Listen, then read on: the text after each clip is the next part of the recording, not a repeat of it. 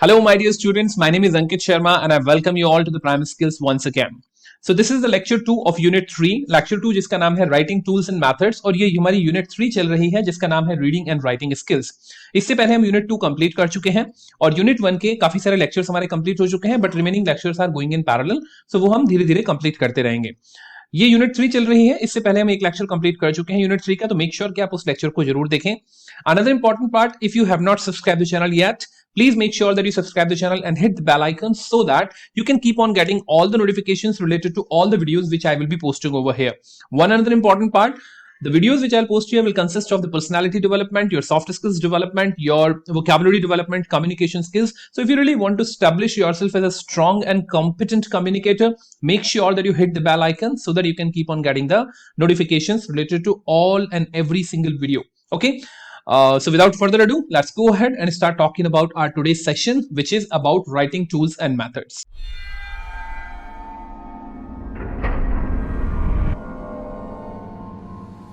तो हमारा आज का टॉपिक है my dear students writing tools and methods. ये हमारा लेक्चर 2 है और इससे पहले हम लेक्चर 1 कंप्लीट कर चुके हैं. This is the unit 3 reading and writing skills and this is the soft skills for AKTU first year students BAS 105-205 which we have already started in November 2022.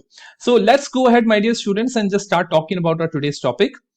तो आज का जो टॉपिक है, जैसे कि हम आपको पहले ही बता चुके हैं, इस यूनिट का जो ये पहला वाला टॉपिक है reading style, skimming, scanning, churning and assimilation, ये हम पहले ही कंप्लीट कर चुके हैं.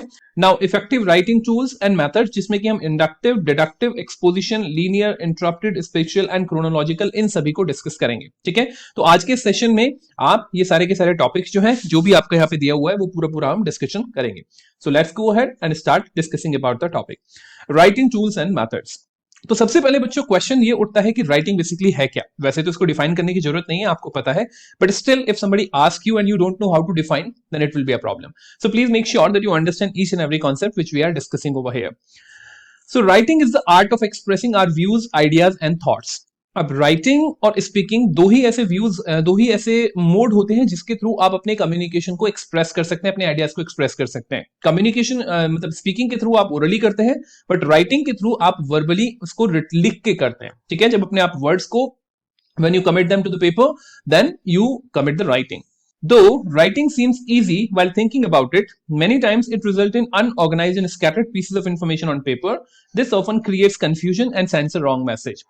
लोगों को लगता है कि अगर उनको पढ़ना आता है और अगर उनको अल्फाबेट्स लिखने आते हैं, then they can write. But the problem is writing doesn't mean simply putting the letters or words on the paper. Writing means when you just put each and everything in a cohesive and integrated manner so that it makes a perfect sense. अगर आपने कुछ भी उल्टे सीधे sentences लिखे हुए हैं या आपके सेंटेंसेस आपस में कोई सेंस नहीं बनाते हैं, in that case what will happen, your writing will be completely useless or it will not be able to create the impact which it is actually desired to have. Right? So the problem is, or rather I should say, so the main issue is that the writing should be really effective and impactful, and how exactly it should be, that we will be discussing today.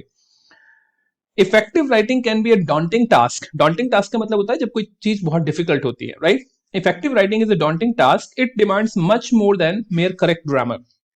अगर आप केवल correct grammar के basis पे, अगर आप grammar बहुत अच्छी लिखते हैं, केवल उसके बेसिस पे आपको लगता है कि आप बहुत अच्छा लिख सकते हैं, then I believe you need to rethink it, because there are a lot of aspects to writing and we would be discussing about them. For example, your vocabulary, for example, your style of writing, how exactly you're writing. That's why we are talking about the writing methods. किस तरह के method का use करके आप लिखने की कोशिश कर रहे हैं, that will determine what type of writing will you actually deliver.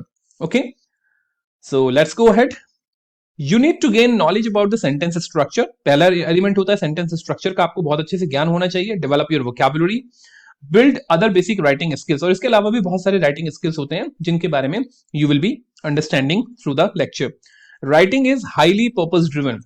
सी, अगर आप किसी से बात कर रहे हैं, आप फालतू बातें भी कर सकते हैं, जो मन करे वो कर सकते हैं, लेकिन राइटिंग आप तभी कर सकते हैं जब आपके पास कोई पर्पस हो, आपको पता हो कि आप क्या लिखने जा रहे हैं. लिखा बिना पर्पस के नहीं जा सकता, क्योंकि आपको थॉट्स गैदर करने पड़ेंगे, वोकैबुलरी चाहिए उससे रिलेटेड सेंटेंस स्ट्रक्चर चाहिए, and then you would be able to put your words on to the paper. Okay, so in order to write, you need a purpose, a clear-cut purpose, absolutely defined, specific purpose. Okay, without a clearly defined purpose, it is impossible to write properly. और अगर आप without purpose लिखने की कोशिश करेंगे, then you will be merely putting the words together. they may make sense but they will not be, rather I should say, very much impactful, or they will not invoke any emotion or invoke any sort of feeling in the reader. अगर आपने fiction पढ़े हो और आप जानते हैं, अगर आपने नॉवेल्स पढ़े होंगे, आई होप कि आपने चेतन भगत के नॉवेल्स जरूर पढ़े होंगे. चेतन भगत तो एक बहुत छोटा सा एग्जांपल है. There are lot of novels जो कि आपके बुकर प्राइज विनर्स जो नॉवेल्स होते हैं, when you read them, what happens, the emotions start like invoking within you just by reading the words. Why? Because the author has written in such a comprehensive, in such a detailed way, by using so complex and so to the point vocabulary that person is able to invoke that feeling in you. So that is the example of perfect writing. Merely putting the words onto the paper and just gluing them according to the grammatical structure is not going to give you the desired effect. So that's the important thing. Okay, depending upon the purpose, the writing can be classified in numerous categories. जिस purpose के लिए आप लिख रहे हैं उसके basis पे आपकी राइटिंग को कई तरीके से डिफाइन किया जा सकता है. फॉर एग्जांपल, पैराग्राफ राइटिंग, या तो आप पैराग्राफ राइटिंग कर रहे हैं. Essay writing, story writing if you are a story writer और if you are novel writer. Content writing, अगर आप सोशल मीडिया पोस्ट करते हैं तो वो आपका कंटेंट राइटिंग हो गया. टेक्निकल राइटिंग, अगर आप कोई टेक्निकल आर्टिकल्स लिखते हैं, article writing, column writing, newspaper में लिखना. एंड देन क्रिएटिव राइटिंग, अगर आप कोई भी नॉवल, फिक्शन या इस तरह का कुछ भी चीज लिखते हैं तो वो क्रिएटिव राइटिंग में आता है. So writing can be of different type, ठीक है. बट हमारा यहाँ पे जो पर्पस है, हम सबसे छोटे पर्पस से स्टार्ट करेंगे. हम सबसे प्राइमरी कैटेगरी की बात करेंगे, which is called the paragraph writing. तो हमारा जो आज का फोकस होगा या राइटिंग के बारे में जब भी हम बात करेंगे तो हम केवल पैराग्राफ राइटिंग के बारे में बात करें, because paragraph is the very elementary sort of thing which you need to master. And once you master the paragraph, by adding one paragraph to another paragraph, you will create an article. By adding article by article, you will create a book. So if you are able to master the art of writing paragraphs, ultimately you will be able to master all other different aspects too. Okay, so let's start talking about the paragraph writing. A paragraph can be defined as a distinct section of a piece of writing. It consists of several related sentences and deals with one controlling idea. एक paragraph की सबसे खास बात क्या होती है? दो important चीजें होती हैं. पहली बात तो ये आपका किसी ना किसी आर्टिकल का या किसी ना किसी चीज का, बड़ी चीज का पार्ट होता है. किसी ना किसी बड़े आर्टिकल का पार्ट हो सकता है, बुक का पार्ट हो सकता है, एसे का पार्ट हो सकता है. But a paragraph is just a part और a piece of something. Number two, a paragraph is always controlled by one dominant idea, one dominating idea. Paragraph के अंदर अगर आप पैराग्राफ को ध्यान से देखें तो उस पैराग्राफ के अंदर एक ऐसा सेंटेंस या एक ऐसा कोर आइडिया होगा जिसके थ्रू आप पूरे पैराग्राफ को समराइज कर सकते हैं. That is called the topic idea, और you can say the topic sentence. ठीक है, तो पैराग्राफ हमेशा एक सेंटेंस के बारे में होगा. पहले या तो आप उस सेंटेंस को स्टार्टिंग में लिख सकते हैं, या एंड में आ सकता है, या बीच में आ सकता है, या स्कैटर्ड हो सकता है, depending upon the different methods of writing. You will see that. But the thing is कि एक पैराग्राफ में केवल एक ही कोर आइडिया होता है जो आपको समझना होता है, और अगर आप वो समझ जाते हैं और अगर आप वो एक्सट्रैक्ट करना जानते हैं, then you can easily summarise the entire book in just one page. Okay, so that's how a person needs to understand a book or understand a concept. He must know how to read that. Reading skills में जब हम पढ़ रहे थे, यहाँ पर writing skills की बात कर रहे हैं, but reading skills में we just want to summarize that entire paragraph through one sentence. So वो one sentence कौन सा होता है? Topic sentence या फिर dominating sentence. ठीक है? The controlling idea is called the topic of the theme, or the topic or the theme of the paragraph. The main function of the paragraph is to develop, support, exemplify or explain this theme through the use of supporting sentences of idea. यानी एक topic sentence होगा या theme of the sentence, theme of the paragraph होगी, और बाकी सारे sentences जो होंगे उस थीम को या उस टॉपिक सेंटेंस को एक्सप्लेन करने की कोशिश करते हैं सपोर्टिंग आइडियाज के माध्यम से. ठीक है, the standard paragraph begins with the topic sentence. जो एक स्टैंडर्ड पैराग्राफ होता है उसमें जनरली क्या होता है कि हर पैराग्राफ का जो पहला सेंटेंस होगा स्टैंडर्ड वे में अगर देखा जाए तो वो हमेशा टॉपिक सेंटेंस होता है, जो उसको इंट्रोड्यूस करने की कोशिश करता है कि ये मेरा सेंट्रल आइडिया है जिसके बारे में मैं बात करूंगा.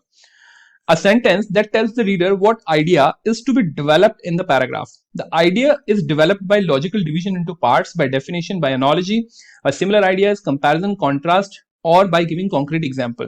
तो आपके पैराग्राफ में पहला सेंटेंस जो होगा वो टॉपिक, स्टैंडर्ड पैराग्राफ की बात कर रहे हैं, पहला सेंटेंस जो होगा वो टॉपिक सेंटेंस होगा. उसके बाद बाकी सारे पैराग्राफ में आप क्या कर सकते हैं? आप उसको क्लासिफाई कर सकते हैं, उसको और एक्सप्लेन कर सकते हैं, उसका किसी के साथ कंपैरिजन कर सकते हैं, उसके एग्जांपल्स दे सकते हैं. इसके अलावा आप उससे रिलेटेड सिमिलर आइडियाज दे सकते हैं, उसकी डेफिनेशन, उसकी आइडियोलॉजी, उसके बारे में आप बात कर सकते हैं. बट द टॉपिक आइडिया और the topic sentence will be the first one in case of the standard paragraph.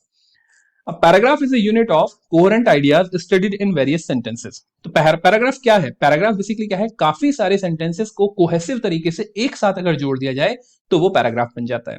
ठीक है.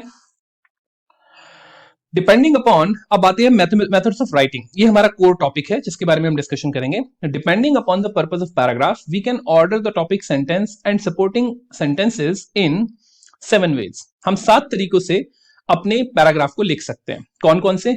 Inductive method, chronological method, exposition, spatial, linear, interrupted and deductive. एक एक करके अब हम इनको डिस्कस करने की कोशिश करते हैं. सबसे पहले हम बात करेंगे बच्चों डिडक्टिव मेथड की. Right, when our purpose is to defend an idea by providing evidence, we write in deductive method. जब हम एक आइडिया को लेकर उसको डिफेंड करने की कोशिश करते हैं या उसके सपोर्ट में कुछ आर्गुमेंट देने की कोशिश करते हैं, तब हमारा डिडक्टिव मेथड यूज होता है. Right, the topic sentence comes at the beginning. इसकी सबसे खास बात क्या होती है कि टॉपिक सेंटेंस जो होता है वो हमेशा बिगनिंग में आता है. The supporting sentences come after topic sentence and give evidence that the fact is true. यानी पहला स्टेटमेंट जो होगा वो टॉपिक सेंटेंस होगा, बाकी सारे स्टेटमेंट्स जो होंगे वो उस स्टेटमेंट को, पहले स्टेटमेंट को या टॉपिक स्टेटमेंट को प्रूव करने की कोशिश करेंगे कि ये एक फैक्ट है और ये झूठ नहीं है. यानी उसके एविडेंस बनने की कोशिश करेंगे या फिर उसके सपोर्ट में कुछ एविडेंस देने की कोशिश करेंगे. ठीक है, एग्जाम्पल देखते हैं. जैसे डिडक्टिव मेथड का एक एग्जाम्पल यहां पे है, तो मेरी आपसे रिक्वेस्ट है, मैं इसको जल्दी जल्दी पढ़ूंगा बट आप इसको पॉज करके पहले इसको पढ़िए. जब मैं पढ़ूंगा तो मैं आपको इसको एक्सप्लेनेशन दूंगा इसका. आई होप कि आपने इसको पॉज किया होगा. Let's read it. Ancient Greece gave us the first philosophers whose name have been placed among those of the enlightened elders. अब ये हमारा टॉपिक सेंटेंस हो गया. हमें ये पता लग गया कि इस पूरे पैराग्राफ में जो बात होने वाली है वो किसके बारे में होगी? हमारी यहां बात होगी उन एनलाइटेंड एल्डर्स की जो कि एंशियंट ग्रीस से बिलोंग करते हैं and they would maximum be or most of the times be philosophers. तो 3 चीजें हैं हमारी, ancient Greece, philosophy and enlightened elders. अब हम देखेंगे कि यहां पे कि एंशियंट ग्रीस ने हमें फिलोसोफर्स दिए हैं या एनलाइटेंड एल्डर्स दिए हैं, इसका क्या प्रूफ है वो हमें बाकी सारे सेंटेंसेस से पता लगेगा. One of these figures is Aristotle. उन्होंने एक एग्जांपल दे दिया अरिस्टोटल का. Disciple of the great teacher Plato, दूसरा एग्जांपल दे दिया. Who in turn was the disciple of Socrates, तीसरा एग्जांपल दे दिया. तीनों के तीनों ग्रीस से थे और यहां से हमें क्या पता लग रहा है कि हम इस स्टेटमेंट को वैलिड प्रूव कर रहे हैं. Socrates is considered to be the first great philosopher. The theories of Aristotle are still valid and are the basis of many of the postulates of the current thought. His students of art and empirical science in many cases renewed the thinking of later eras and established new path of investigation. तो हमने यहाँ पे क्या देखा कि हमारा जो पहला सेंटेंस था, Ancient Greece gave us the first philosophers whose names have been placed among those of the enlightened leaders. हमने बाकी सारे स्टेटमेंट्स के माध्यम से केवल इस स्टेटमेंट को प्रूव करने की कोशिश की है. तो ये कहलाता है हमारा डिडक्टिव मेथड, जहां पे हम डिड्यूस करने की कोशिश कर रहे हैं कि that the first statement is basically the fact. Let's go to the second method और you can say inductive method. What is inductive method? when the purpose is making an inference or conclusion, we write in inductive method. जब हम finally कुछ facts के basis पे या कुछ discussion के basis पे एक कंक्लूजन पे पहुंचना चाहते हैं, that is called the inductive method. और ऑब्वियसली इस केस में क्या होगा? Topic sentence comes at the last of the conclusion. यहां पे हम टॉपिक सेंटेंस जो है वो बिल्कुल लास्ट में लेके आते हैं. पैराग्राफ के एंड में हम ये बताते हैं कि भाई हम इस चीज के बारे में बात कर रहे थे. The supporting sentence comes in the beginning as clues that lead to the conclusion. जो supporting statements होते हैं वो beginning से start हो जाते हैं. यानी ये जब आप इस तरह के पैराग्राफ को पढ़ेंगे तो शुरुआत का अगर आप आधा पैराग्राफ पढ़ेंगे तो हो सकता है आपको समझ में ना आए कि हम किस बारे में बात कर रहे हैं, क्योंकि आप supporting evidence देने की कोशिश कर रहे हैं. But the conclusion will come in the end of the paragraph. Example देखते हैं. In learning by self-management, the demands are self-imposed, the goals are drawn by the individual to himself and he must fulfill them by himself. इस sentence को पढ़ के भी कुछ भी clear नहीं हो रहा है, राइट? हमें ये पता नहीं चल रहा है कि पैराग्राफ किस बारे में. In this sense self management is a double edged sword because without a supervisory figure the temptation to be negligent is stronger. Therefore यहां तक हमें बातों का थोड़ा थोड़ा अंदाजा लग रहा है कि भाई सेल्फ मैनेजमेंट से रिलेटेड कुछ बात हो रही है, बट कंक्लूसिव स्टेटमेंट जो है वो हमें पूरा आइडिया देगा. Learning self-management requires a lot of discipline and motivation. This is the topic sentence or this is the basic or you can say fundamental theme. Getting my point? तो यहां से यहां तक, शुरुआत वाली लाइन से लेकर यहां तक जब आपने पढ़ा तो आपको कुछ कुछ आइडिया लग रहा था कि सेल्फ मैनेजमेंट से रिलेटेड कुछ बात हो रही है। अब जब आपने टॉपिक सेंटेंस भी पढ़ लिया, अब अगर आप वापस से इस पैराग्राफ को पढ़ने की कोशिश करेंगे, now everything will make sense because you know the topic sentence. So now you understand how crucial the topic sentence और द प्रिंसिपल एलिमेंट और the principal theme of the paragraph is, right? So inductive method के अंदर generally ये जो method होता है, ये fiction writers या फिर आपके जो सेल्फ हेल्प वाले जो ऑथर्स होते हैं वो लिखने की कोशिश करते हैं, so that first of all you believe that whatever I'm talking is absolutely right, and only then you reach a conclusion by yourself. Okay, so that is the inductive method. Number 3 is the expository method, right? When our purpose is to explain a concept, we write in expository, sorry ये यहाँ पे expository आएगा, we write in expository method, right? So when our purpose is to explain a concept, we write in expository method, right? जब हम किसी चीज को explain करना चाहते हैं, ये मेथड आपको जनरली कहां देखने के लिए मिलेगा? आपकी टेक्स्ट बुक्स में। न्यूटन्स लॉ एक्सप्लेन करने के लिए जो आपकी बुक होगी फिजिक्स की, वो एक्सपोजिटरी मेथड यूज करती है। कोई भी कॉन्सेप्ट, कोई भी ऐसा कॉन्सेप्ट जो आपके लिए न्यू हो, इफ अ बुक और अ टेक्स्ट बुक और any specific particular book is explaining about that topic, that's called the expository method. Explanation of concept is done through a lot of examples. वहां पे lot of examples आपको मिलेंगे, through comparing and contrasting with other concepts and through clear cut description of it. यानी अगर आप किसी को कोई कॉन्सेप्ट समझाना चाहते हैं, बुक्स में आपको क्या मिलता है? आपको बहुत सारे एग्जांपल्स मिलते हैं, आपका डिफरेंसेस मिलते हैं, कंपैरिजंस मिलते हैं उस कॉन्सेप्ट का पुराने कॉन्सेप्ट से, और उसके बाद कॉन्ट्रास्ट मिलता है। इसी तरीके से you just go through a lot many elements so that you actually understand the concept in a proper way. All Wikipedia articles are written through the expository method, क्योंकि जब आपको कोई प्रॉब्लम होती है, कोई भी टॉपिक आप रिसर्च करना चाहते हैं, you go to the Wikipedia. Why? Because Wikipedia has such a comprehensive और explanatory way that you can actually understand the entire article. इसी तरह से विकी हाउ पे भी आपको बहुत सारे आर्टिकल्स और बहुत सारी चीजें मिल जाती हैं। Why? Because their way of explanation is expository, right? Their way of writing is expository, and that's why you are able to understand it. So whenever you want to write something in order to explain it to somebody, then it is called the expository method. Topic sentence is generally in the beginning. In this case, the topic sentence is generally again in the beginning, so that the person already understands that what we are going to talk about, and later on in the later part of the paragraph, he can actually relate to that topic sentence कि भाई जो भी बात हो रही है वो उससे related हो रही है. Now I am validating the entire statement which was said in the beginning. Okay. Example: an earthquake, also known as quake, tremor, or tremolo, is shaking of the surface of Earth resulting from a sudden release of energy in the Earth's lithosphere that creates seismic wave. Now, this is the topic sentence, right? Earthquake के बारे में बात हो रही है, earthquake के principal या explanation के बारे में बात हो रही है. Now we are explaining it further. Earthquakes can range in size from those that are so weak that they cannot be felt to those violent enough to topple objects and people into the air and wreak destructions around entire city.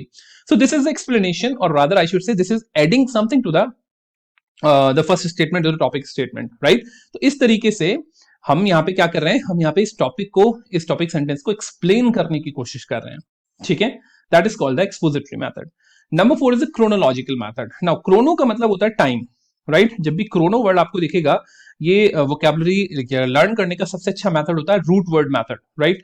तो मैं बहुत जल्दी इसके ऊपर एक video create करूंगा so that you can actually improve your vocabulary root word method. तो chrono जो शब्द होता है या क्रोनो जो रूट होता है, बेसिकली वो टाइम से रिलेटेड होता है। तो क्रोनोलॉजिकल का मतलब क्या हो गया? जब आप टाइम के बारे में एक सीक्वेंस में बात करते हैं, ठीक है? सो क्या मतलब है इस बात का? When our purpose is to give background information, history, traces of development or an action occurring through ages, we write in chronological method. जब हम किसी स्पेसिफिक चीज के डेवलपमेंट के बारे में बात करें, अगर आपको ध्यान हो या फिर आप देखें इस तरह से क्वेश्चन सर्च करें द हिस्ट्री ऑफ कंप्यूटर, तो आपको पता लगेगा कि चार्ल्स बेबेज ने सबसे पहले एबेकस यूज होता था, फिर चार्ल्स बेबेज ने कोई कंप्यूटर बनाया, फिर उसके बाद धीरे धीरे कंप्यूटर की लैंग्वेजेस में डेवलपमेंट हुआ, फिर कौन सी मतलब फिर लो लेवल लैंग्वेज, फिर high level language, there are lot many things, right? तो जब आप उनकी डेट वाइज बातें करते हैं, ठीक है, जब आप उनकी डेट वाइज बातें करते हैं from the very beginning to the recent time, to the most recent time, that is called the chronological method. अगर आप उल्टे तरीके से बात करें, फॉर एग्जांपल अगर आप सबसे पहले बात करें आज की, फिर आप धीरे धीरे बैक में जाते हैं, वो कहलाता है रिवर्स क्रोनोलॉजिकल ऑर्डर, ठीक है? तो क्रोनोलॉजिकल मेथड का मतलब है कि when your purpose is to give the background information, history और the development, then you use this method, जहां पे आप टाइम की बात करते हैं कि टाइम के साथ साथ किस तरीके से इंप्रूवमेंट हुआ। Topic sentence is generally in the beginning, topic sentence हमेशा बिगनिंग में होता है। The supporting sentence give the entire information with the oldest date first. Oldest मतलब जितनी पुरानी हो सकती है, ठीक है? अगर रिसेंट डेट फर्स्ट देंगे, वो रिवर्स क्रोनोलॉजिकल ऑर्डर बन जाएगा. Let's go to the example. In the relatively short span of 60 years, there has been an incredible evolution in the size and capabilities of computer. लीजिए computer का example आ गया. अब हम यहाँ पे बात कर रहे हैं कि 60 साल में कंप्यूटर के साइज और कैपेबिलिटीज में क्या क्या इंप्रूवमेंट हुए. तो हमें यहां से पता लग गया टॉपिक सेंटेंस से कि अब इस पैराग्राफ में क्या डिस्कस होने वाला है. Now what we will discuss. Today, computer chips is smaller than the tip of your fingernail have the same capabilities as the room-sized machine years ago. The first computer was developed around 1945. You are talking about the date or the year. They were so large that they required a special air-conditioned room. But about 20 years later, in 1960, desk-sized computers was developed. This represented the gigantic advance. So now you see that we are actually moving through the history from the very beginning to the recent time. That is called the chronological method. Number 5 is the spatial method. Special method जब आप space में move करते हैं, 3 dimensional वे में move करते हैं या फिर एक पॉइंट से दूसरे पॉइंट पे जंप करते रहते हैं, that is called the spatial method. When our purpose is to give a neat and comprehensive idea of a place so that the person can figure out where things are kept. यानी आप अपने शब्दों के माध्यम से एक ऐसा 3D view create करते हैं that the person can actually feel that where exactly that thing is. यहां पे आप 3 डायमेंशनल व्यू रिप्रेजेंट करते हैं.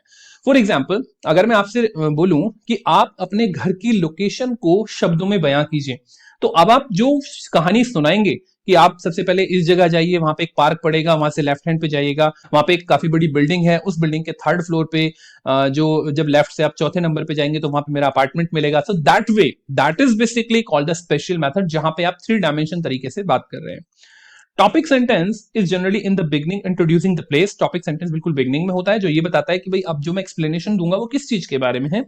And the supporting sentence give details of the thing positions at that place. बाकी सारे supporting जो सपोर्टिंग स्टेटमेंट्स होते हैं वो बेसिकली उसकी प्लेस को थोड़ा सा एक्सप्लेन करने की कोशिश करते हैं कि where exactly that place is.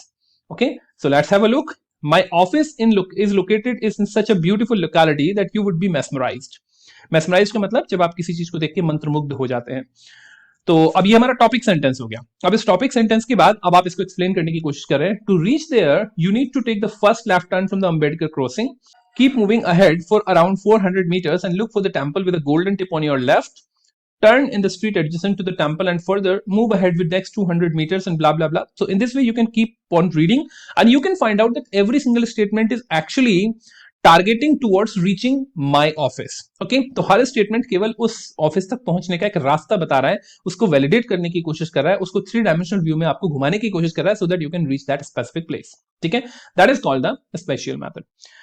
Next comes your linear method. Right, linear method का मतलब क्या होता है? When your purpose is to describe a process just like in manuals we write in a linear method. Linear method का मतलब यह है कि जब आप स्टेप बाय स्टेप कोई चीजें बताते हैं. फॉर एग्जांपल, पहला स्टेप आपको ये लेना है, दूसरा स्टेप ये, तीसरा ये, चौथा ये, इस तरीके से जब आप बात करते हैं जैसे कि आप मैनुअल्स में देखते हैं. फॉर एग्जांपल, अगर आपको एक नई मशीन खरीद के लाते हैं, you don't know how to operate that, then you will read the manual. So step 1, switch on the plug or you can say put the plug into the socket. Step number 2, switch on the power button. Step number 3, push that green button. In this way there are steps, different steps. अगर आप एक step को भी ऊपर नीचे कर देते हैं, the problem there will be a problem. Okay, so that is called the linear method कि आप एक डायरेक्शन में ही लीनियर तरीके से ही वहां पे मूव कर सकते हैं. Here every statement is written from beginning to end. यहाँ पे beginning to end स्टेटमेंट लिखे जाते हैं कि कहां से शुरुआत करनी है और कहां पे खत्म करना है. In a linear method, one line logically leads to another. जब तक आप पहला स्टेप कंप्लीट नहीं करेंगे, दूसरे स्टेप पे आप नहीं पहुंच पाएंगे. अगर आपने सॉकेट में प्लग नहीं लगाया है, no matter which button you press, the power will not come or the power will not drive the machine. So in the same way, linear method always requires all the steps. Okay. For example, creating slides in PowerPoint requires just a few steps. Click on the start menu. पहला point हो गया. Find the Microsoft Office button and click on it to further find Microsoft PowerPoint. Once the PowerPoint application is all set, you will find yourself on dashboard. Click on the create new slide and start typing the content. So in this way, you will open the PowerPoint, right? So ये जो आपने पूरा method यहाँ पे explain करने की कोशिश की है, यहाँ पे आपने स्टेप बाय स्टेप प्रोसेस बताया जिसके through you are able to open the Microsoft PowerPoint. So that is the linear method. अगर आपने एक पॉइंट भी यहाँ पे मिस कर दिया, what will happen? You will not be able to open the PowerPoint. Okay? And next, number 7 is interrupted method. What is the meaning of interrupted method? When a purpose is to narrate an experience in a dramatic way by jumping from present to past and past to future to make information more engaging, we write in interrupted method. आपने देखा होगा movies में flashback, अभी movie चल रही है, अचानक से एक फ्लैशबैक में आप चले जाएंगे, फिर अचानक से फ्यूचर में चले जाएंगे, जैसे कि केजीएफ मूवी अगर आपने देखी हो आपको पता होगा, दैट पर्सन वो was telling the story, first he was talking about the past and he skipped some part and then he reached the future. So वो बेसिकली जो मेथड होता है, ये बेसिकली इंक्विसिटिवनेस बढ़ाने के लिए, थोड़ा सा ये समझ लीजिए कि थोड़ा सा मिस्टीरियस बनाने के लिए चीजों को यूज किया जाता है। नॉवेल्स में जनरली ऐसा यूज होता है, इसको बोलते हैं इंटरप्टेड मेथड, जहां पे आप प्रेजेंट से पास्ट, पास्ट से फ्यूचर, फ्यूचर से फिर प्रेजेंट, इस तरीके से आप जंप करते रहते हैं। Here interrupted thoughts are portrayed through the paragraph. यहाँ पे interrupted thoughts जो होते हैं वो पैराग्राफ के थ्रू पोर्ट्रे किए जाते हैं। तो एक interrupted thought जो होगा वो पैराग्राफ के थ्रू, एक पैराग्राफ के थ्रू पोर्ट्रे किया जाएगा, दूसरा interrupted thought जो होगा वो दूसरे पैराग्राफ के थ्रू किया जाएगा। एग्जाम्पल देख लेते हैं। I am an avid reader, ये प्रेजेंट की बात हो रही है कि मैं एक बहुत ही अच्छा रीडर हूं, बहुत ही वोरेशियस रीडर हूं। When I was a kid, now I am talking of the past, I used to pick up books when given option, while my cousins always preferred candies and chocolates. I used to study comic books. Now, again, I'm talking about the present. Though I don't read them now very often, but I'm sure I'll surely read them again once I'm free from all other responsibilities. Now I'm talking about the future. Now, I am fond of self-help type books, which I never preferred throughout my life. So you see, I'm just jumping from past to present and present to future. So I keep on jumping from one specific position to another position. That's why it is called the interrupted method. Okay. So that's all, my dear students. I hope that you understood that what exactly are the writing methods. So if you have any doubt, make sure that you just ask me through the comment box or maybe through the WhatsApp or Telegram channel. If you have not subscribed the channel, make sure that you subscribe the channel and hit the bell icon so that you can keep on getting all the notifications related to everything. Okay. Another important part, if you have not watched all the previous videos, make sure that you watch them so that you can actually complete all the complete syllabus, or you can actually understand all the concepts and ideas. Thank you so much for reaching to this point. Have a good day ahead. See you in the next video.